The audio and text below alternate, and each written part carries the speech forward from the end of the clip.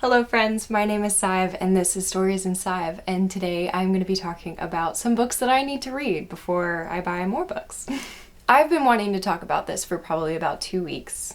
Basically, I want to be a book reader, not a book buyer. If we've been on this platform for a little while or engaged or participated, you have heard there's a difference between a book reader and book buyers. There are definitely two separate hobbies.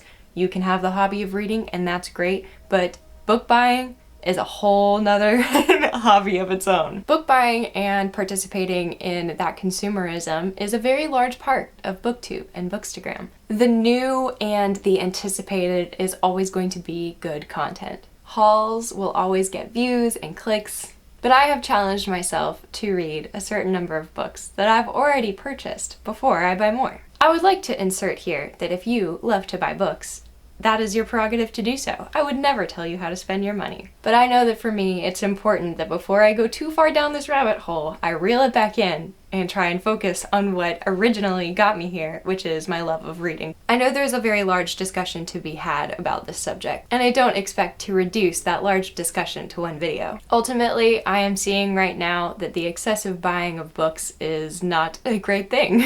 As they say, everything in moderation. But for me, I'm recognizing that despite loving to support specific authors that I know mean a lot to me, I don't need to be buying a crap ton of books all the time. My hope in filming the video and basically challenging myself to read all of these books would be that I would never go over this number again. I currently have a little over 30 physical books that I need to read. This is a mix of books I've bought for myself and books that are gifts. For the sake of this video, I am focusing on books that I have personally spent my own money on.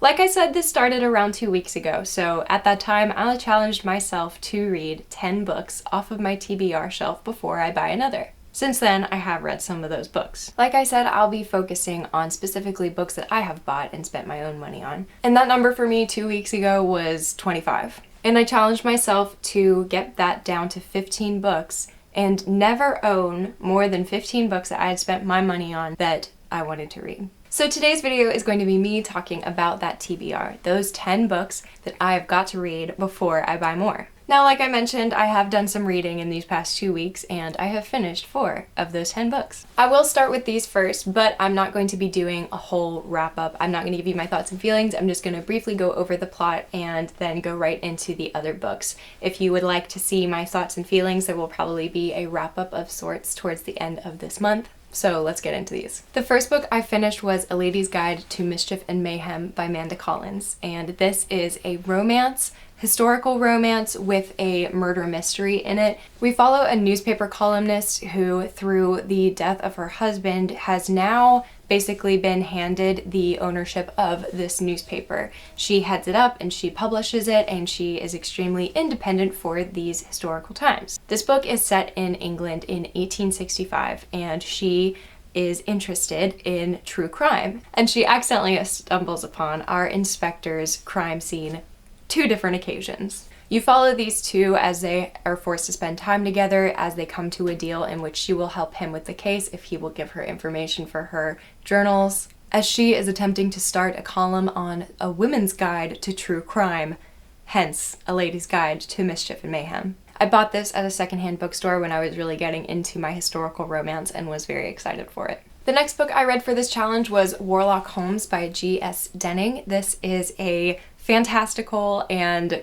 creature-based approach to Sherlock Holmes. Warlock Holmes is indeed a warlock. There is Lestrade and Moriarty and all of your classically known Sherlock Holmes characters, but with a little bit of a fantastical take on it. There are demons and vampires and orcs and some crazy stuff going on. This was such an interesting premise to me. I have not seen a whole lot of people talk about this book, and I was thrilled to find out that it is a 6-book series. This book I bought off of Thrift Books and have had it for a while, so I knew I needed to get to it. The next book I read is Nothing to See Here by Kevin Wilson.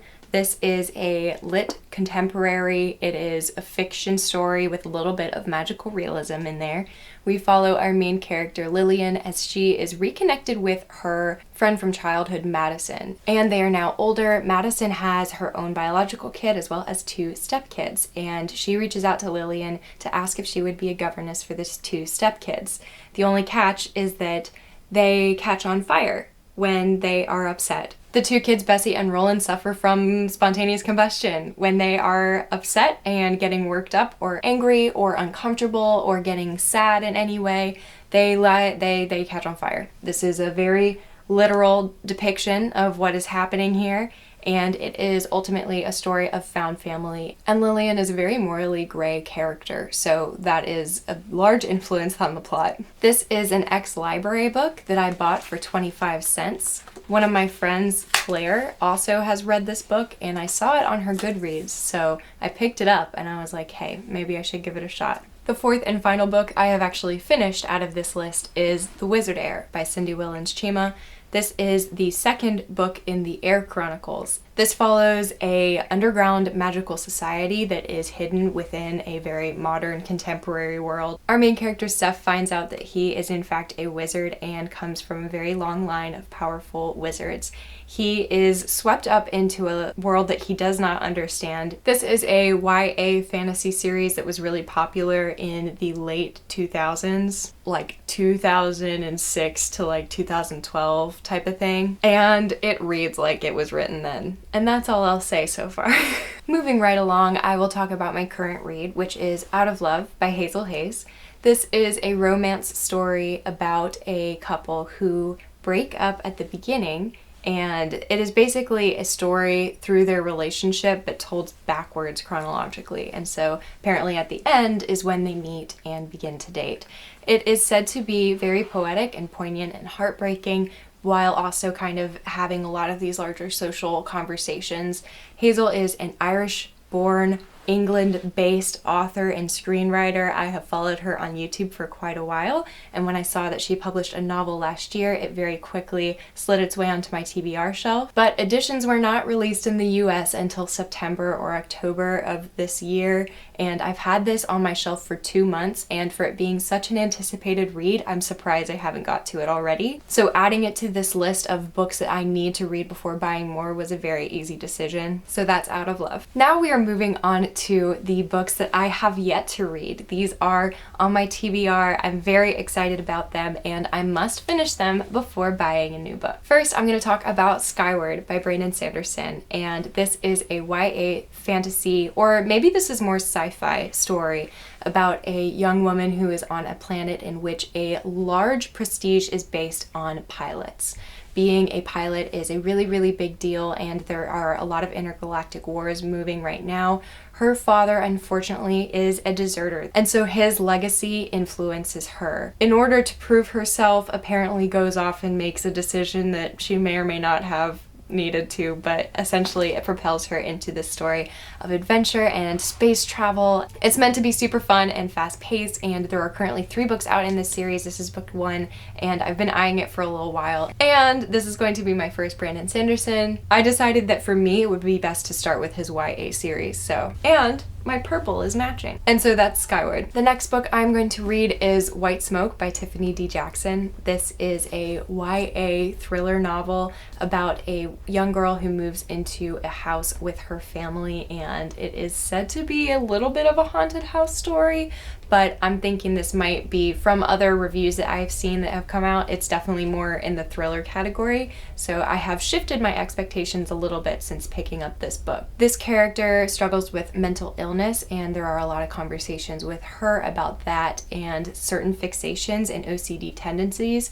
so for this I would definitely recommend looking up trigger warnings before picking this up. I love Tiffany D. Jackson and her writing, but I've heard very mixed reviews about this so far. This is a 2021 release. I'm still super hopeful and have been excited to read this book. Look, it's literally, I'm matching again. This purple is like really close. Well, anyways, I'm really excited to read this book, and I have got to read it before I buy more. I bought this book when I was in New York. Whenever I travel, I make a point to pick up one book so that I can remember it, and this will be my New York book. So I did pay full price for this nice little hardback here, so I've got high hopes. The next book I want to talk about is The First Sister. This is by Linden A. Lewis. This is a sci-fi fantasy story. It's the first in a series that follows a young priestess who is being transported from one planet to another. And on this galactic journey, she is abandoned and there is a new captain on the ship who she does not know. Allegiances are tested, and she is beginning to possibly fall in love with this guy while also needing to be spying on him. The sisterhood she belongs to requested that she become a spy and report back to them what his movements are. All while this is going on, we also follow a soldier who is really coming out of a near-death experience in which his partner betrayed him, and so he goes on a revenge quest in which his own allegiances are tested as well. This seems like a very political-based story, but I'm excited for it in that there is a lot of travel and action, and I like that we'll be following two different perspectives. It's relatively short for what the synopsis says we're gonna tackle in it. I mean, it's only 350 pages. I've been eyeing this book for a while. This synopsis and premise captured my attention like the second I read it.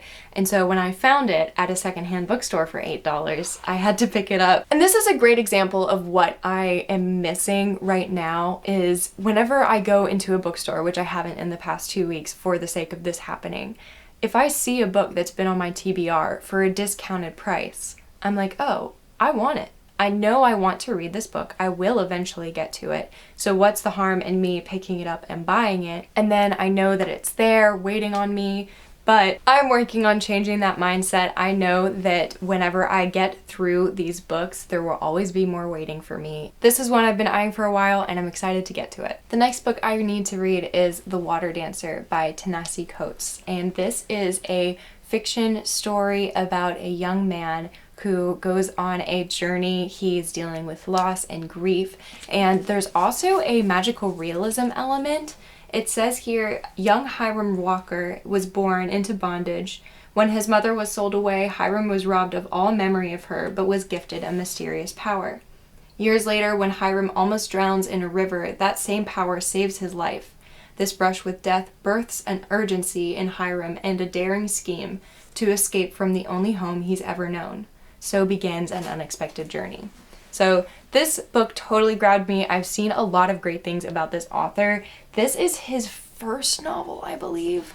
Correct me if I'm wrong, but he's a very, very widely known author for some of the nonfiction that he's done. He is best-selling, award-winning, etc. So I absolutely needed to pick this up. This is also an ex-library book, which I bought for 25 cents. I'm really, really happy with this purchase, and I'm excited to get to it. And the last book I need to read before I buy more is the Physic book of Deliverance, Dane by Katherine Howe. It is a historical fiction mixed with some spookiness in there.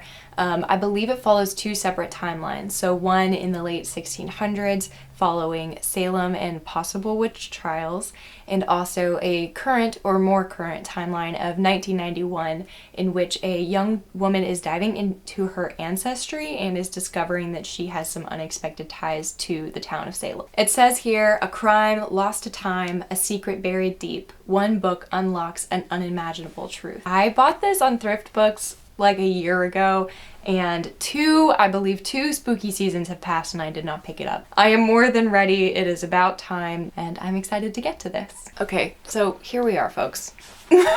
See, this is ridiculous. You see this stack of books and you're like, how do you own this many books that you haven't read? Have you spent money on this many books? Anyways, this is all in good fun. It's just a great way for me to be motivated. I am a large audiobook reader, so the 3 books that I have read physically, these 3 right here, this one I did listen to via audiobook, but this has proven to be such a motivational challenge for me. The fact that I have read 3 books in 2 weeks is a very big deal for me. I do not normally read that fast, and it also is great encouragement as I go into the rest of this stack. There are some really special books on here, and I hope that you gathered some of your own reading motivation and inspiration from this video. I would love if you would tell me some books on your physical TBR that you need to get to. Maybe you could even join me on this little mini challenge. Alrighty, well, that is the end of this video. Thank you so much for watching, and if you enjoy other bookish content like this, feel free to subscribe. I would love to have you,